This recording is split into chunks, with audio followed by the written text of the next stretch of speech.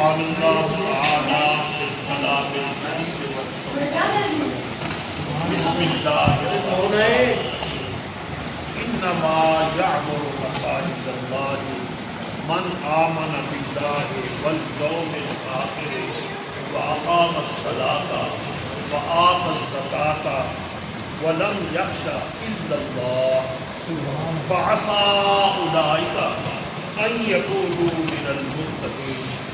قال الله تعالى في مقام آخر إنا أنزلناه في ليلة القدر وما أدراك ما ليلة القدر ليلة القدر خير من ألف شهر تنزل الملائكة والروح فيها بإذن ربهم من كل أمر سلام هي حتى مطلع الفجر. قال الله تعالى خصوصا في شان حبيبه صلى الله تعالى عليه وسلم مخبرا وآمرا إن الله وملائكته يصلون على النبي يا أيها الذين آمنوا صلوا عليه وسلموا تسليما. محبت سے اللهم صل على سيدنا ومولانا محمد النبي الأمي الحبيب الحال القدر العظيم الذات وعلى آله وصحبه وسلم صلاة وسلاما عليك سيدي يا رسول الله. الصلاة والسلام عليك يا رسول الله وعلى آلك وصحابك سيدي يا حبيب الله. یہ عظیم الشان بابرکت محفل ختم کلام پاک کی محفل ہے. آج ہمارے استاد القرآن قاری محمد رحمان صاحب سعیدی کا عالیہ نے تراویح میں ختم قرآن پاک کو مکمل. یہ تراویح میں ختم پاک کے مکمل ہونے کی محفل ہے اور جشن نزول قرآن پاک کی محفل ہے. یہ محفل اللہ اور اللہ کے رسول جل علا و صلی اللہ تعالی وسلم کی ذکر. یہ وہ محفل ہے جس کے لیے اللہ کے حبیب فرماتے ہیں صلی اللہ علیہ وسلم حدیث پاک کا مطلب ہے کہ اللہ پاک فرشتوں کو فرماتا ہے کہ زمین پر پھیل جاؤ اور دیکھو میرے بندے کیا کریں.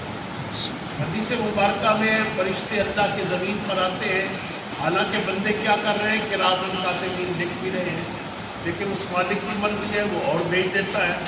وہ زمین پر گھومتے ہیں پھر ایک جگہ کھڑے ہو جاتے ہیں.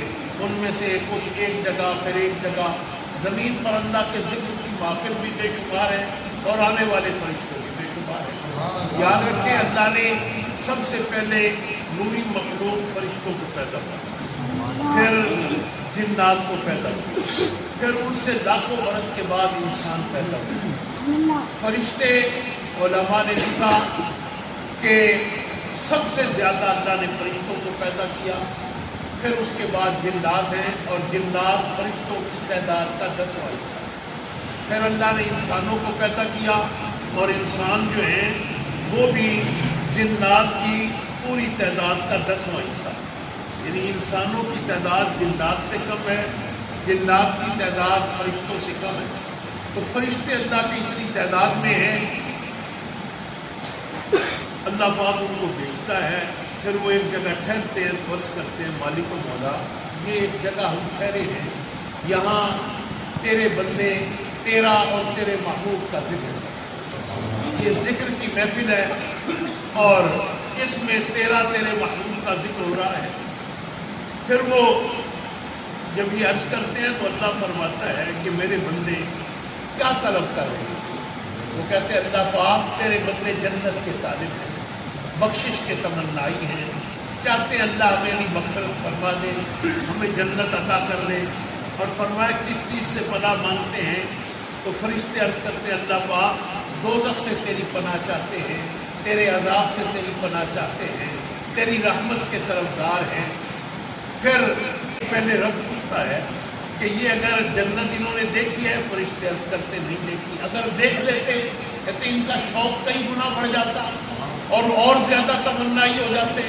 پھر رب پوچھتا ہے کہ دوزخ انہوں نے دیکھی ہے مالک و مولا دیکھی تو نہیں ہے یہ سب رب بھی جانتا ہے، لیکن اپنے فرشتوں سے پوچھ رہا ہے کہ اس کی حکمتیں، اور پھر رب فرماتا ہے کیا یہ دوزخ کو دیکھ چکے ہیں؟ نہیں، اگر دیکھ لیتے رب فرماتا ہے پھر تو یہ کئی گنا زیادہ خوف کرتے، تیری بارگاہ سے پناہ چاہتے اور زیادہ خوف زدہ ہوتے۔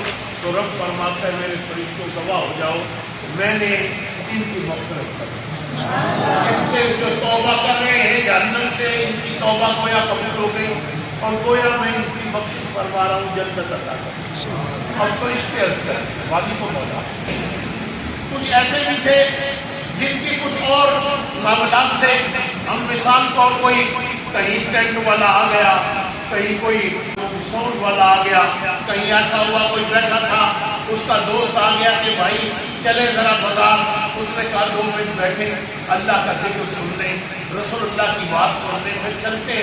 وہ آیا ذکر کے لیے نہیں تھا، آیا محفل کے لیے نہیں تھا، آیا تو اسے بلانے کے لیے تھا، لیکن اس نے جو کہا تو بول گئے، وہ بھی بیٹھ گیا۔ ابا کو کوئی بلانے آ گیا، بیٹا ہے کہا بابا اماں بلا رہی ہیں، اس نے کہا بیٹا چند منٹ بیٹھ جاؤ، ذکر سنتے ہیں پھر چلتے ہیں۔ یعنی آنے والے ایسے بھی تھے، وہ فرشتے عرض کرتے ہیں کہ جن کا مقصود ذکر نہیں تھا، آئے تو کسی اور کام سے تھے لیکن پھر بیٹھ گئے۔ رب فرماتا ہے میرے فرشتوں گواہ ہو جاؤ، جو بھی اس محفل میں تھا بیٹھا تھا میں نے ان سب کی مغفرت۔ یہ یاد رکھیے، ایسے ذکر کی محفل جس میں اللہ کا ذکر ہو، اللہ کے محبوب کا ذکر ہو، یہ بخشش کا باعث ہے۔ اور ذکر حدیث مبارکہ میں اللہ کے حبیب صلی اللہ علیہ وسلم، حدیث مبارکہ میں جب تم میوہ جات کے باغوں سے گزرو تو کچھ میوے نوش کر لو۔ عرض کے اللہ کے حبیب اس سے کیا مراد ہے؟ حدیث پاک میں فرمایا جہاں ذکر کی محفل ہو کچھ دیر بیٹھ جاؤ، یہاں اللہ کی برکات ہے، اس کی رحمت بڑھ رہی ہے، سمجھیں کہ آپ میوہ جات ہیں، اس میں آخرت کی خیر ہے، آخرت کی بھلائی ہے۔ اور اللہ کے ذکر کی خاصیت یہ ہے کہ جب بندہ ذکر میں بیٹھتا ہے، حضور کے ذکر کی خاصیت یہ ہے جب بندہ اس میں بیٹھتا ہے تو اس کے دل ایک عجیب اطمینان میں آ جاتا ہے۔ اب ہم یہاں جس کیفیت میں بیٹھے ہیں، ابھی ہم اس مسجد سے باہر چلے جائیں پھر یہ کیفیت نہیں ہوگی۔ یہ کیفیت، یہ اثرات، یہ اللہ اور اللہ کے محبوب کے ذکر کی، یہ ذکر ایسا ہے جو دلوں کو اطمینان دیتا ہے۔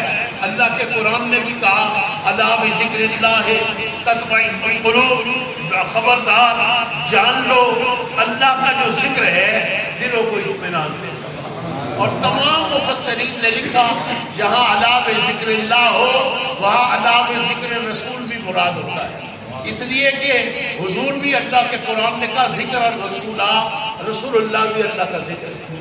اور پھر فرمایا نحن نزلنا الذکر وإنا له لحافظون، یہ قرآن بھی اللہ کا ذکر ہے۔ اللہ کا جو ہے ذکر کرنا یہ بھی اللہ کا ذکر ہے، رسول اللہ کا ذکر کرنا یہ بھی اللہ کا ذکر ہے، قرآن پاک کی تلاوت کرنا یہ بھی اللہ کا ذکر ہے۔ اور رب فرما رہا ہے کہ جس نے قد افلح من تزکا فذکر اسم ربہ فصلی، کہ کامیاب ہو گیا وہ، فلاح پا گیا وہ کون؟ جس نے اللہ کا ذکر کیا، اللہ اللہ کیا، ذکر اسم ربہ، اپنے رب کے نام کا ذکر کیا، یعنی اللہ اللہ کرنا یہ بھی اللہ کا ذکر ہے۔ اور فصلی، نماز پڑھی اور اپنے دل کو صاف کر لیا، اللہ رب العالمین فرماتا ہے وہ کامیاب۔ تو یہ ذکر کی محفل ہے، اور یہ مسجد کا آباد کرنا، مسجد کا بنانا اور ذکر کی محفل کرنا یہ مومن مسلمان کا کام ہے۔ اللہ پاک کے پاک قرآن نے فرمایا انما یعمر مساجد اللہ من آمن باللہ والیوم الآخر۔ مسجدیں کون بناتے ہیں؟ مفسرین نے کہا کہ اس سے بنانا بھی اور آباد کرنا بھی مراد ہے۔ مسجد بنانا مقصد نہیں ہوتا، نماز پڑھنا مقصد ہے، اللہ کا ذکر کرنا مقصد ہے۔ مسجد میں ایک اینٹ بھی لگائی، حضور فرماتے ہیں جس نے بھی اللہ کے لیے، یہ یاد ہے جو بھی کام کرے مقصود اللہ کی رضا ہو، اللہ کے محبوب کی رضا ہو، یہ شرط ہے ہر نیکی کے لیے۔ اور ہمارے میں آپ سے عرض کرتا رہتا ہوں یہ گزشتہ سال ہمارے 10 اکابر علماء نے، مفتی منیب الرحمان صاحب، مفتی محمد ابراہیم قادری صاحب، مفتی ابوبکر شاذلی صاحب، مفتی وسیم اختر مدنی صاحب، مفتی خالد مقصود صاحب، اور یہ 10 بڑے علماء نے جو شریعہ بورڈ بنایا ہے، اس نے ایک فتویٰ جاری کیا کہ ہم اکثر کہتے ہیں خطیب آ رہے ہیں، آپ استقبالیہ نعرہ لگ رہے ہیں، نعرہ تکبیر، نعرہ رسالت، پھر ہم کہتے ہیں نعت خوان کھڑا ہے، حوصلہ افزائی کریں، سبحان اللہ کہیں۔ ان علماء نے فتویٰ دیا ہے اگر کسی نے استقبالیہ نعرہ لگایا، کہا استقبال کے لیے ہے، اللہ اکبر کہا، یا رسول اللہ کہا، نعرہ حیدری لگایا، اس کو اجر نہیں ملے گا، اجر صرف اس کو ملے گا جو نعرہ اس لیے لگائے کہ اللہ اللہ کے رسول اللہ۔ اور پھر علماء نے فتویٰ دیا ہے کہ کوئی سبحان اللہ اس لیے کہہ رہا ہے خطیب کی حوصلہ افزائی ہو، یعنی واہ واہ کی جگہ کہہ رہا ہے سبحان اللہ، تو مقصود یہ ہے کہ نعت خوان کی حوصلہ افزائی کر رہا ہوں تو اس کی حوصلہ افزائی تو ہو جائے گی، اللہ کی بارگاہ سے اجر نہیں پائے گا، اجر صرف اس کو ملے گا جو سبحان اللہ بھی اس نیت سے کہے کہ اللہ راضی ہو جائے، اللہ کیا سبحان اللہ، تو سبحان اللہ بھی محفل میں کہیں تو یہ مقصود نہ ہوگا، مقرر کا کیا ہے راضی ہوگا نہ ہوگا، اس لیے سبحان اللہ کہیں کہ اللہ راضی ہوگا۔ نیت یہی رکھیں جو بھی نیکی کا کام ہو اس نیت سے کریں کہ اللہ اللہ کے محبوب راضی ہو جائے جل وعلا۔ تو اللہ نے فرمایا کہ بے شک یہ رب نے فرمایا اللہ کی مسجدیں کون آباد کرتے ہیں؟ فرمایا وہ آباد کرتے ہیں من آمن باللہ، جو یہ کہتے ہیں اللہ پر ایمان لاتے ہیں، اور پھر فرمایا والیوم الآخر، اور قیامت کے دن پر ایمان لاتے ہیں، اور پھر فرمایا کام ان کا یہ ہے، فعل ان کا یہ ہے اقام الصلاۃ، نماز قائم کرتے ہیں، وآت الزکاۃ، اور زکوٰۃ ادا کرتے ہیں۔ ابھی ہمارے دوست ہیں جام لیاقت علی اتاری صاحب ہیں، بھارتی ہیں سبزی منڈی کے، وہ مجھے بتا رہے تھے کوئی پیر صاحب ہے کہتے ہمارے علاقے میں، اور وہ کہتے ہیں جی نماز قائم کیا ہوگا، ہم نے کی ہوئی ہے، پڑھنا کیا ہوتا ہے، یہ مولویوں کا کام، ہم نے تو قائم کر رکھی ہے۔ ایسا پیر ہو بظاہر وہ بڑا نیک ہو، یہ کمینہ ہے، یہ پرلے درجے کا ابلیس ہے، خود بدبخت ہے اور دوسروں کو بدبخت بنانا چاہتا ہے۔ یاد رکھیں یہ کہاں سے نازل ہوا اس کو حکم کہ نماز کو قائم کرنا ہے، نماز کا قائم کرنا الگ کر لیا، پڑھنا الگ کر لیا، حالانکہ رسول اللہ فرماتے ہیں نماز ایسے پڑھو جیسے مجھ مصطفیٰ کو پڑھتے تھے۔ حضور نماز پڑھتے ہیں، اللہ کے حبیب پر تہجد بھی فرض ہے، اللہ کا قرآن کتنی دیر حضور کھڑے ہوتے ہیں، قوم پر ورم آ جاتا ہے، قوم مبارک سوکھ جاتے ہیں، اللہ قرآن نازل کرتا ہے یا ایھا المزمل قم اللیل الا قلیلا، اللہ کا قرآن نازل ہوتا ہے، رب فرماتا ہے چادر اوڑھنے والے پیارے حبیب رات کا قیام کچھ کم کیا کرے، تھوڑا کر لیں، پھر رب فرماتا ہے نصف کر لیں، پھر اللہ یہ بھی پسند کرتا ہے میرے محبوب میری بارگاہ میں سجدہ ریزی کریں، فرماتا ہے نصف کر لیں، پھر فرماتا ہے کچھ زیادہ کر لیں۔ تو اللہ خود یہ بھی چاہتا ہے محبوب میری بارگاہ میں عبادت کرے، اور مفسرین نے لکھا اللہ کے حبیب ایک سجدہ کرے، ساری کائنات سجدہ نہ کرے، اللہ کا مقصود محبوب کا سجدہ کرے۔ حضور نے اللہ کی عبادت کی، اللہ کی عبادت ہو گئی، باقی ہر ایک کے سجدے رسول اللہ کے سجدوں کی برکت سے قبول ہوئے۔ تو یاد رکھیں اللہ کے حبیب کو رب فرماتا ہے رات نصف جاگیں، کچھ تھوڑا زیادہ کریں، کچھ کم کر لیں، تو اللہ اپنے محبوب کو فرماتا ہے جاگ کر نماز پڑھے۔ یہ کہاں سے آ گیا جو کہہ رہا ہے نماز قائم کرنے کا حکم ہے، پڑھنے کا تو ہے نہیں؟ یہ پیر نہیں ہے، یہ کمینہ ہے، یاد رکھیں یہ خود بھی محروم ہے ہدایت سے اور دوسروں کو بھی گمراہ کر رہا ہے۔ ایسے فتنے سے بچیں، ایسے لوگ فتنہ ہیں دین میں۔ امام غزالی رحمۃ اللہ نے لکھا کہ کوئی شخص ہوا میں اڑتا ہوا آئے، پانی پر دوڑتا ہوا آئے، یہ نہ سمجھو یہ ولی ہے، یہ دیکھو رسول اللہ کی سنت کا تارک تو نہیں ہے۔ اگر حضور کی سنت کا تارک ہے تو یہ شیطانی طاقت تو ہو سکتی ہے، ولایت نہیں ہو سکتی۔ اور یہ تو سنت کی بات انہوں نے کی اور یہ خود فرض کا تارک ہے۔ اور بے ایمان صرف یہ نہیں کہ نماز نہیں پڑھتا، دوسروں کو بھی نماز پڑھنے سے روکتا ہے۔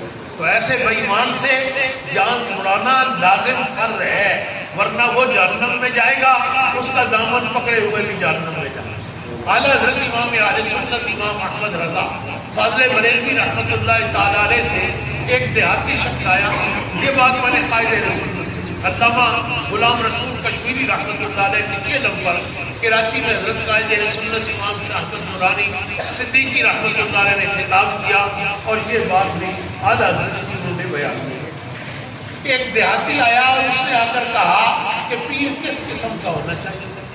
وہ دیہاتی آدمی تھا، اس کو دلائل بھی حضرت نے اس کے انداز میں دیے، فرمایا کہ پیر 3 قسم پر ہوتا ہے، ایک پیر پتھر ہے، ایک پیر پتا ہے، ایک پیر لکڑ۔ وہ حیران، اس نے کہا حضور اس سے کیا مطلب ہے؟ آپ نے فرمایا دیکھو میاں، اگر تم پتھر کو پانی میں ڈالو ڈوبے گا یا ترے گا تو نہیں ڈوب جائے گا۔ فرمایا ایک تو پیر کی یہ قسم ہے، یہ ڈوبا ہوا ہے، اور پتھر اگر کسی کے ساتھ زندہ انسان کے باندھ دو، آپ نے سنا ہوگا فلاں کی لاش برآمد ہوئی، پتھر بندھے ہوئے۔ کیوں پتھر بندھے ہوتے ہیں؟ کہ لاش باہر ہی نہ نکلنے پائے۔ تو اعلیٰ حضرت فرمانے لگے کہ یہ پتھر خود بھی ڈوبتا ہے اور جس کے ساتھ یہ بندھا ہو اس کو بھی ڈوبو دیتا ہے۔ ایسے پیر کو دیکھیے جو دین کا منکر ہے، یہ نماز روزے کا ترک کرنے والا، یہ خود بھی ڈوبا ہے، جو اس کے ساتھ لگے گا اس کو بھی ڈوبو دیتا ہے۔ دوسرا فرمایا وہ ہے پیر پتا۔ پتا کیا ہے؟ پتے کو پانی میں ڈالے تیرتا ہے، اس نے کہا نہیں، اس پر اگر ایک چھوٹا سا پتھر رکھ دیں تو یہ ڈوب جائے گا۔ فرمایا یہ وہ ہے جو خود تو نیک ہے، اس سے امید رکھتے ہیں اللہ اس کی بخشش فرمائے گا، لیکن یہ کسی کے ساتھ بوجھ نہیں شیئر کر سکتا، کسی کا وہ یہ کوئی اس کے ساتھ جڑا جس کو بھی ڈوبو دے۔ پھر یہ مغرور ہوگا، کہے گا میں تو بڑا نیک آدمی، میرے تو اس میں مرید ہے، اس کا نتیجہ نکلے گا یہ خود بھی ڈوب جائے گا۔ حالانکہ اگر یہ کام نہ کرتا تو اس سے امید تھی کہ یہ تیرتا رہتا ہے۔ پھر حضرت نے فرمایا تیسری قسم جو ہے وہ لکڑ کی ہے، یہ خود بھی تیرتی ہے اور لکڑ پکڑ کر کوئی دریا میں دوسرے کو سے پار لگا۔ تو ہمیشہ اس نیک آدمی کا دامن پکڑے جس کو شب زندہ دار پائے، رات کا تہجد گزار ہو، دن کو اللہ کا ذکر کرتا ہو۔ اور اللہ والا کون ہے؟ اللہ کے حبیب نے اس کی نشانی بتا دی کہ وہ جس کو دیکھ کر اللہ یاد ہے۔ تو اللہ والا وہ ہے جس کو دیکھ کر اللہ یاد آ جائے، اس کے ساتھ نسبت رکھے، اس کا دامن پکڑے۔ تو رب فرماتا ہے کہ مسلوں کو آباد وہ کرتے ہیں جو اللہ پر ایمان لاتے ہیں، آخرت پر ایمان لاتے ہیں، اور پھر فرمایا کہ وہ نماز قائم کرتے ہیں، نماز پڑھتے ہیں، زکوٰۃ دیتے ہیں۔ مسجدوں کو آباد، یہ جو اس وقت ہم دیکھ رہے ہیں کیا ہے؟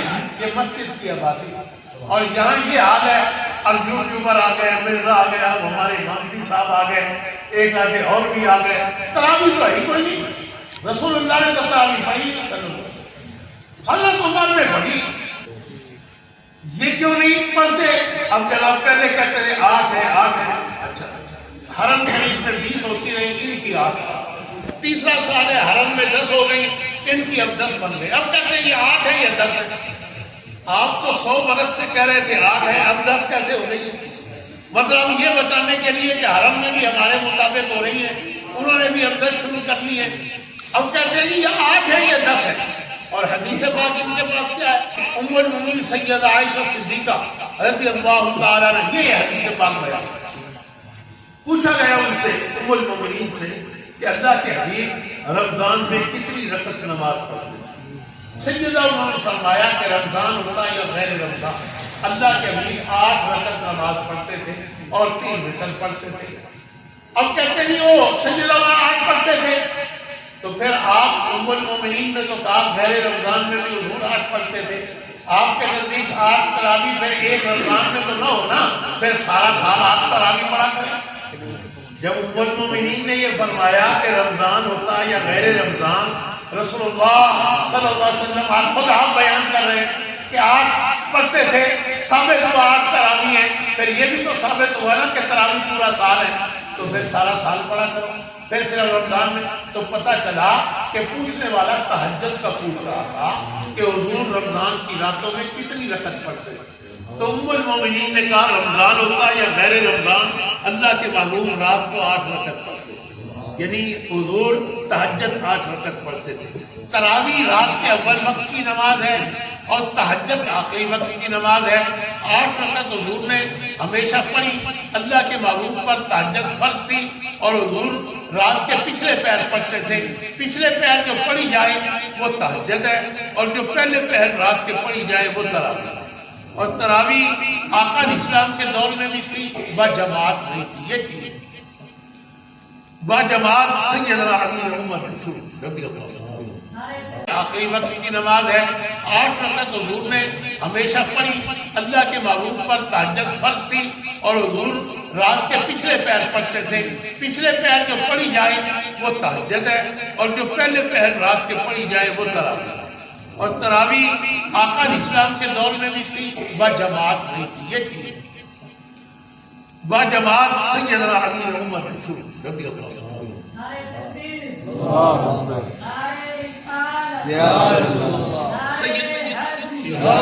سیدنا امیر عمر رضی اللہ عنہ تشریف لائے تو صحابہ مسجد نبوی شریف میں کوئی وہاں کھڑا ہے کوئی وہاں، تراویح کھڑا ہے۔ سیدنا علی کرم اللہ کریم حدیث پاک میں حضرت امیر عمر سے کہتے رہتے کہ حضور یہ باجماعت کروا دیں، تراویح کی جماعت شروع کروا دیں۔ اس دن آپ جو تشریف لائے تو دل میں آیا کہ اس کی جماعت منتشر ہو کر پڑھ رہے ہیں، اکٹھے ہو کر پڑھے، تو آپ نے فرمایا کہ کل سے جماعت ہو اور ذمہ لگا دیا۔ اگلے انتخاب تھے کہ تم کل سے تلاوت کرنا اور ترتیل سے تلاوت کر کے باجماعت کرنا۔ دوسرے دن امیر عمر تھوڑا تاخیر سے آئے تو تراویح کی جماعت ہو رہی تھی۔ جیسے ہی مسجد میں داخل ہوئے حدیث پاک میں زوردار آواز میں کہا کہ کیا اچھی میں نے بدعت شروع کی ہے، نیا کام شروع کیا ہے لیکن بہت اچھا ہے۔ اب یہ کہتے ہیں حضرت امیر عمر نے شروع کیا، اس سے پہلے نہیں تھا، تو امیر عمر کا کیا مطلب ہے؟ اللہ کے حبیب کیا فرماتے ہیں؟ عمر نے کام شروع کیا رضی اللہ عنہ، کوئی مسئلہ نہیں۔ اللہ کے حبیب فرماتے ہیں علیکم بسنتی وسنت خلفائے راشدین، میری سنت کو لازم پکڑو اور میرے خلفائے راشدین کی سنت کو لازم پکڑو۔ حضور نے خلافت راشدہ کا تعین کر دیا، فرمایا میرے بعد 3 سال تک خلافت راشدہ ہوگی، پھر سلاطین آئیں گے، امیر المومنین آئیں گے، لیکن خلافت راشدہ 30 سال تک ہوگی۔ یہ کون کون سے خلفائے راشدین ہیں؟ سیدنا صدیق اکبر، سیدنا امیر عمر، سیدنا عثمان غنی، سیدنا علی کرم اللہ کریم اور سیدنا امام حسن اجمعین، یہ 5 خلفائے راشدین۔ 29.5 سال 4 خلفاء نے حکومت کی اور امام حسن جب خلیفۃ المسلمین ہوئے 6 ماہ انہوں نے کیا۔ 29.5 سال گزر چکے تھے، جب 30 سال پورے ہونے لگے تو امام حسن نے پسند نہیں کیا کہ میری خلافت کا دور حضور کے خلفائے راشدین کے دور سے نکل گیا، لہذا آپ نے بہت بڑا تنازع بھی تھا، صلح بھی کرائی، حضرت امیر معاویہ کو بلایا، ان کے حق میں خلافت سے دستبردار ہو۔ حضرت عبد الرحمن جامی رحمۃ اللہ علیہ نے 12 امام کتاب لکھی، اس میں لکھا کہ جب آپ دستبردار ہوئے ایک شخص کھڑا ہوا، اس نے کہا حضور ہم نے آپ کی بیعت کی، آپ کو اس قابل جانا، اس قابل سمجھا کہ آپ، اور یہ بھی یاد رکھیں اس پر اجماع امت ہے، حضور کے سارے صحابہ میں ان 4 کے بعد سب سے زیادہ فضیلت امام حسن کو حاصل ہے، حضور کے صحابہ۔ تو امام حسن سے عرض کی کہ حضور ہم نے آپ کو اہل جانا، آپ کو خلیفہ بنایا، آپ امیر معاویہ کے حق میں دستبردار ہو گئے۔ آپ نے فرمایا سنو، اگر تو میں معاویہ اہل ہے تو اہل کو حقدار ملا، اگر میں اہل ہوں تو میں نے اپنا حق معاویہ کے لیے چھوڑ۔ حضرت امام حسن نے بیعت کی، پھر امام حسین نے بیعت کی۔ ابھی میں کراچی کا ایک صاحب ملے، کہنے لگے کہ میرا دل نہیں مانتا۔ کمینے تیرا دل امام حسن کے دل سے زیادہ پاکیزہ ہے، تیرے دل کی کیا حیثیت ہے؟ دل وہ ہے جو امام حسن کا ہے، حیثیت بھی اسی دل کی ہے جن کو کوئی چلو سادہ لفظوں میں کہتے ہیں، میں کہتا رہتا ہوں کہ حضرت علی کے وارث امام حسن تھے، امام حسین تھے رضی اللہ عنہ، جب انہوں نے معاف کر دیا حضور کی امت نے نہیں معاف کر دیا۔ امام حسن معاف کر دیں، امام حسین معاف کر دیں، قاتل کو اگر بیٹے معاف کر دیں، قانون بھی معاف کرتا ہے، اللہ کا رسول بھی معاف کر دے، یہ شریعت کا بھی قانون ہے۔ دنیا عجیب بات ہے، امام حسن جس کو معاف کرے، امام حسین آپ کا ان سے قرض معاف کیا، میرا دل نہیں مانتا. تیرے دل کی کیا حیثیت ہے؟ حیثیت ہے تو امام حسن کے دل کی ہے. رب کے ہاں. اور یہ بھی یاد رکھیں حضرت امیر معاویہ کو امام حسین معاف کریں، حسن معاف کریں، تو حسین معاف کر دیا. اور یزید کو امام زین العابدین معاف کرتے تو ہم تبرئے کرتے، ہم بھی معاف کر لیتے. ان کو امام زین العابدین نے معاف نہیں کیا، حضور کی امت بھی معاف نہیں کرے گی اور قیامت کے دن اللہ بھی معاف کرے گا. کیا ایک 10 محرم کو ایک جلوس تھا عمل کمیٹی میں صاحب بات تھے، جبکہ اپنا نتا صاحب سے کچھ شوق تھا تو مجلس کے اس جلسے میں میں نے کوئی خطاب کیا کوئی صاحب سے، تو ایک یہ جو آئی کے صاحب تو میں نیچے اترا تو مجھے ایک طرف لے جا کر کہنے لگے کہ ہن تو صحیح یزید کو معاف کر دو. میں نے کہا یزید کو معاف کرنے کا اختیار آپ کے اور میرے پاس ہے، معافی کا اختیار تو اہل بیت کے پاس. انہوں نے معاف نہیں کیا، ہم اور آپ معاف کر سکتے ہیں؟ ہمیں اس کی حیثیت ہی نہیں ہے. انہوں نے معاف کرتے ہم بھی معاف. انہوں نے معاف نہیں کیا، نہ حضور کی امت معاف کرے گی، نہ قیامت کے دن اللہ معاف کرے گا. تو یاد رکھیں حضرت امیر معاویہ کو سب بکیں گے، اپنی آخرت خراب کریں. جن کو امام حسن خلیفہ بنا دیں، بتائیے آپ کیسے اہل بیت سے محبت کرنے والے ہیں؟ نہ امام حسن کی بات مانتے ہیں، نہ امام حسین کی بات مانتے ہیں. بہرحال بات اس طرح سے عرض کر رہا ہوں کہ اللہ رب العالمین کے محبوب کریم فرماتے ہیں کہ جو بھی خلفائے راشدین ہیں ان کی سنت کو لازم پکڑو. اس سے یہ بھی پتہ چلا کہ امام حسن نے جو صلح کی رسول اللہ فرماتے ہیں اس کو بھی قبول کرو. پھر حضرت امیر عمر نے 3 طلاقیں کہی، حضور کی امت نے 3 کہا. ذاکر نائک ایک دن کہہ رہا تھا، عمر نے کہا تو عمر کی ذاتی رائے ہے. حضور فرما رہے ہیں ان کی سنت کو لازم پکڑو. تراویح 20 پڑھائی. امام اعظم امام ابو حنیفہ ہوں، امام مالک ہوں، امام احمد بن حنبل ہوں، امام شافعی ہوں، چاروں اماموں کے نزدیک تراویح 20 ہے. اور اگر مسلمانوں کی تعداد 1 ارب اور 60 کروڑ سے بھی زیادہ ہے تو اس میں کم از کم 1.5 ارب مسلمان وہ ہے جو 20 تراویح پڑھتا ہے. ہاں، اور کیوں پڑھتا ہے؟ امیر عمر نے جماعت سے پڑھتا ہے. حضرت امیر عمر نے شروع کی، حضور نے فرمایا میرے خلفائے راشدین کی سنت کو لازم کرو. اور اللہ نے کیا فرمایا؟ فرمایا من یطع الرسول فقد اطاع اللہ. جس نے میرے رسول کی اطاعت کی اس نے اللہ کی اطاعت کی. حضرت امیر عمر کی اطاعت کی، رسول اللہ کی اطاعت کی، رسول اللہ کی اطاعت کی تو اللہ کی اطاعت کی. بہرحال الکلام کہ یہ مسجد کو آباد کرنا ہے.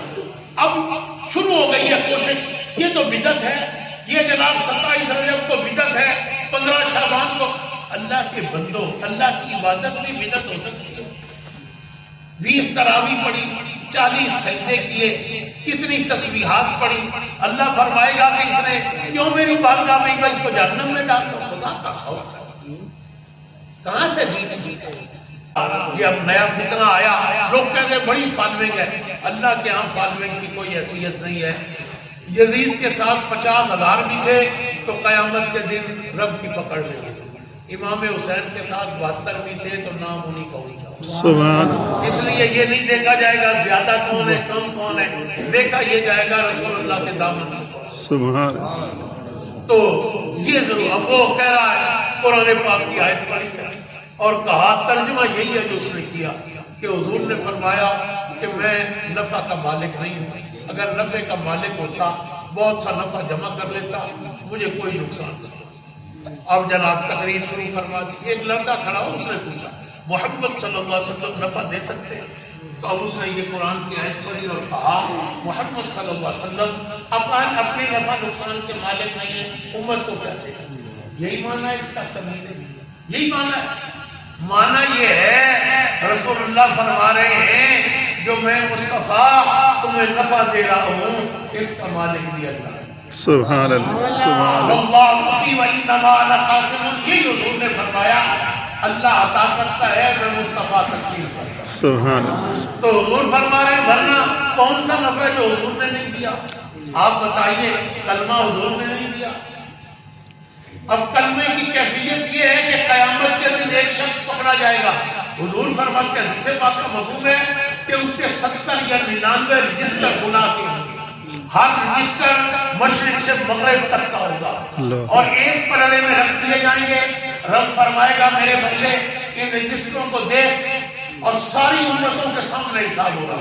حالانکہ حضور کی امت کا حساب اللہ تعالیٰ کر دے گا لیکن اس کا حساب سب کے سامنے ہوگا. رب فرمائے گا کہ دیکھ کوئی گناہ جو تم نے نہ کیا ہو, کہے گا مالک کو وجہ سارے کھائے.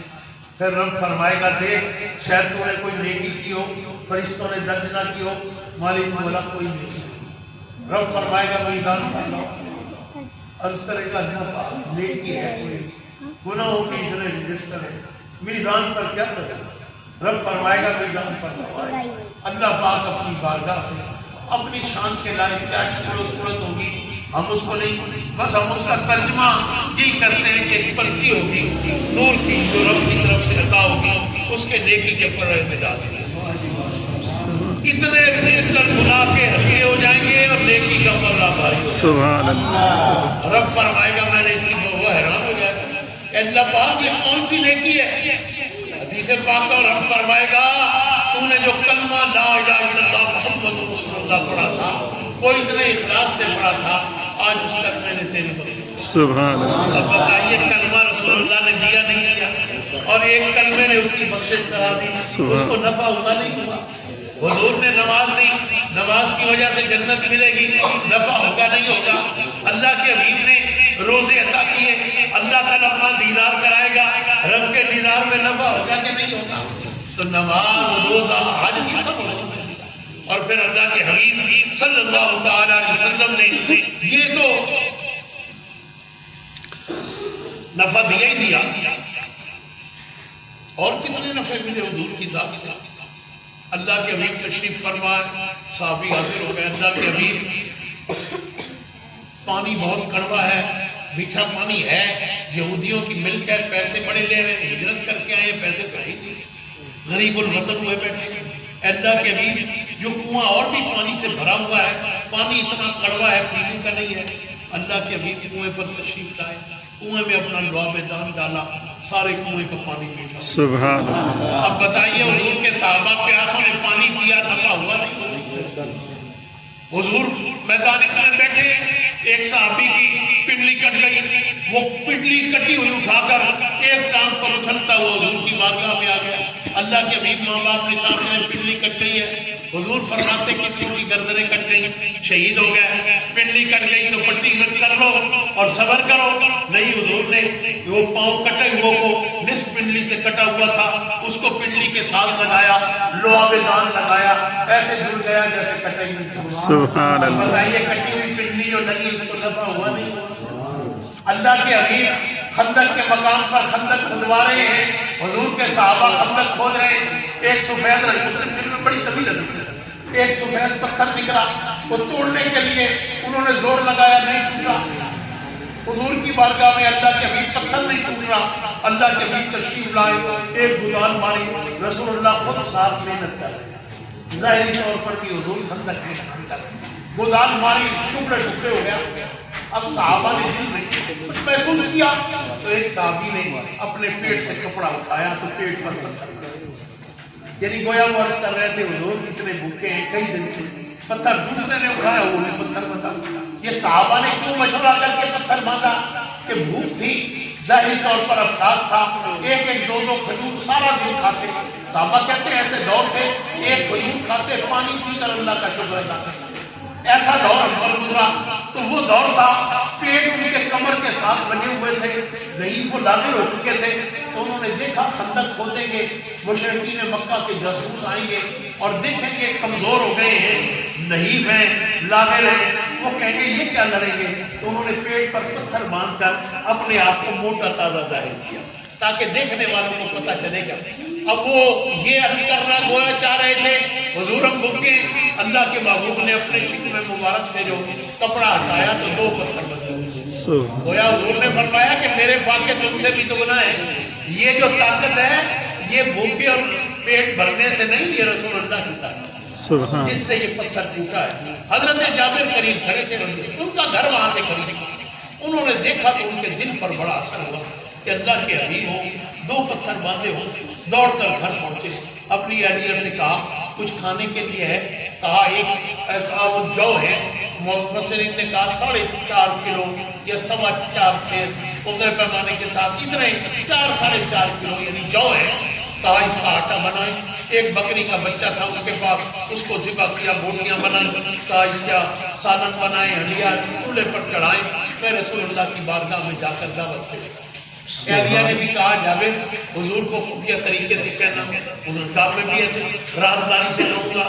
حضور کی بارگاہ میں آئے، کان کے قریب پہنچ کر رازداری سے کہا اے اللہ کے امین اتنے جاؤ ہیں، اتنا گوشت ہے، تشریف لائیں تاکہ آپ جو ہے جن جن کو مناسب سمجھے بلائیں اور کھانا کھلائیں۔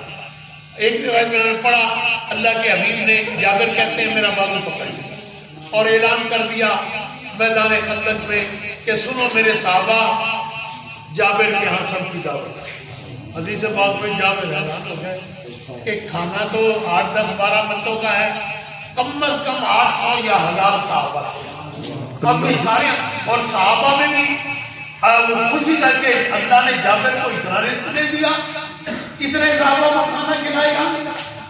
بہرحال سب تیار ہو گئے، کئی دن کے فاقے تھے، اب جابر سب پریشان ہے۔ جابر کہتے قریب پہنچ کر حضور نے ہاتھ چھوڑا اور فرمایا جابر گھر چلا جا اور گھر جا کر بتا میرے آنے سے پہلے روٹی پکانا شروع نہیں کر، آٹے کو ڈھانپ دو اور میرے آنے سے پہلے ہنڈیا کو چولہے پر چڑھا رہنے دو، اس کو نیچے نہیں اتار، میں مصطفیٰ آ رہا ہوں، پھر آتا ہوں، پھر کھا۔ حضور تشریف لائے، سب گھر میں داخل ہوئے، اللہ کے حبیب نے ہنڈیا کا ڈھکن اٹھایا، آقا علیہ السلام نے اپنا لعا بجانا اور فرمایا اس کو ہلا دیا۔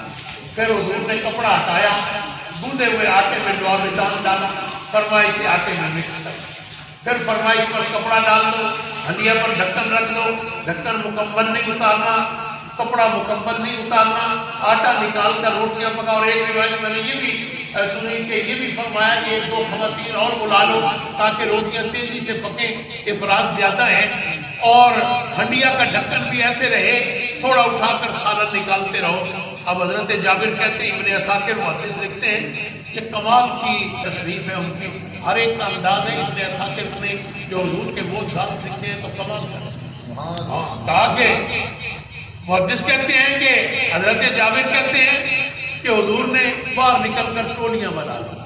ہم قیاس کرتے ہیں کہ برتن کم ہوں گے، ظاہر ہے کوئی 1000 بندوں کو کھلانے کے برتن تو گھروں میں نہیں ہوتے، حضور نے 8-8 10-10 کی ٹولیاں بنا لی، سالن آتا رہا، روٹیاں پک کر آتی رہی، حضور کے صحابہ کھا کر چلے گئے، اور 8-10 بٹھا لیے، چلے گئے اور آ گئے۔ جابر کہتے ہیں 800 یا 1000 صحابہ کھانا کھا کر چلے گئے۔ اللہ کے حبیب بھی پھر وہاں سے رخصت ہوئے، اللہ کے محبوب بھی میدان خندق کی طرف چلے گئے۔ تو حضرت جابر کہتے ہیں جب ہم نے ہنڈیا سے ڈھکن اٹھایا تو وہ بن رہی تھی، اس میں کوئی کمی نہیں تھی، 1000 صحابہ کھا کر چلے گئے۔ اور پھر ہم نے آٹے سے کپڑا ہٹایا تو آٹا بھی اسی طرح موجود تھا۔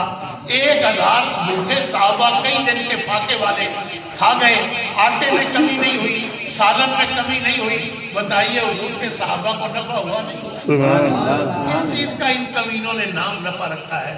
یہ وہ ہے، حضور نے فرمایا تھا قرب قیامت میں وہ مسند نشین ہوں گے جو خود گمراہ ہوں گے، دوسروں کو گمراہ کریں گے۔ یہ وہ ہے جو اس کا اہل نہیں ہوں گے۔ اب وہ خود کہتا ہے انجینئر، وظیفہ نے تبلیغ شروع کر دی، ذاکر نائک MBBS ڈاکٹر ہے، اور اسی طرح باقی بھی MBBS ڈاکٹر ہے، اور جناب کوئی حکیم ہے، اور سارے مبلغ ہو گئے، نہ دین سیکھا نہ پڑھا، اور پھر سمجھتے ہیں کہ ہم جو سمجھے ہیں یہ تو آج تک کسی نے سمجھے نہیں ہے، رسول اللہ کے صحابہ نہیں سمجھتے، معاذ اللہ۔ اور پھر اب حضور غوث پاک کا ذکر ہو، اب وہ کہتا ہے جی یہ تو بابے ہیں، آپ بتائیے آج تک کسی نے حضور غوث پاک کو بابا کہا ہے؟ تبھی آپ نے سنا معین الدین چشتی اجمیری کو بابا کہا ہو؟ نہیں، تم نے کہاں سے سن لیا؟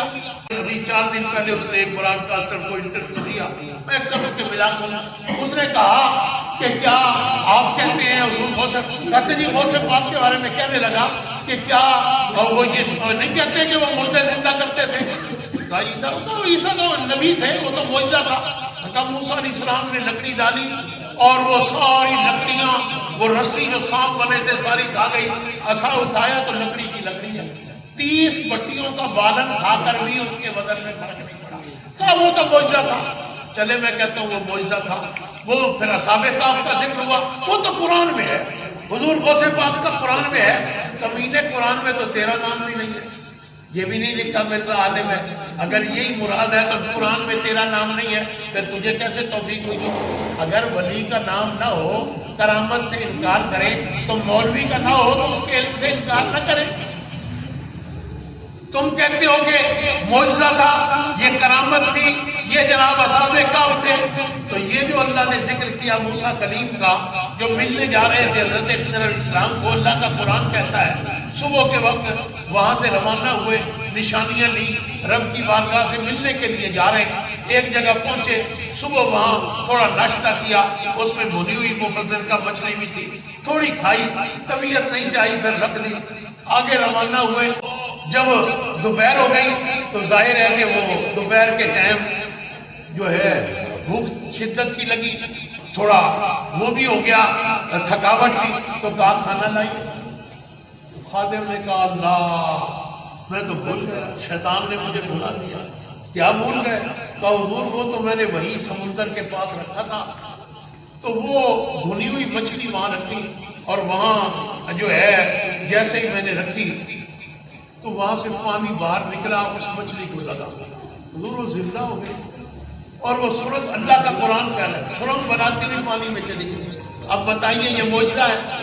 موسیٰ کلیم کو تو موسیٰ کلیم نے تو نہیں کہا کہ پانی کو کہ اس کو زندہ کر دے، اور نہ اس بندے نے کہا کہ کرامت ہوتی.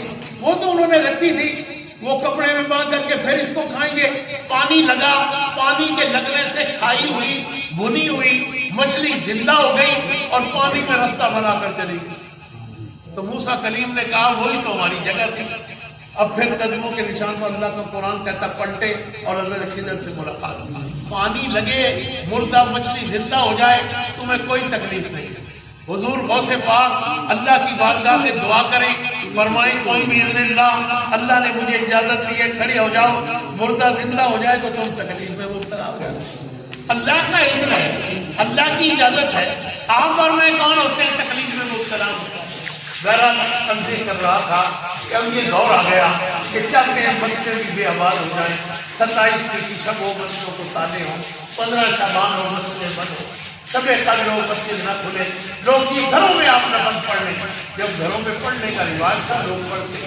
اب اگر صلاۃ التسبیح اس کی جماعت، اب علماء کہتے تھے کہ نفل کی جماعت نہیں، لیکن اب مفتی منیب الرحمان صاحب نے بھی فتویٰ دیا کہ یہ دور ایسا آیا ہے اگر صلاۃ التسبیح کی جماعت ہوگی تو 100 بندہ پڑھ جائے گا.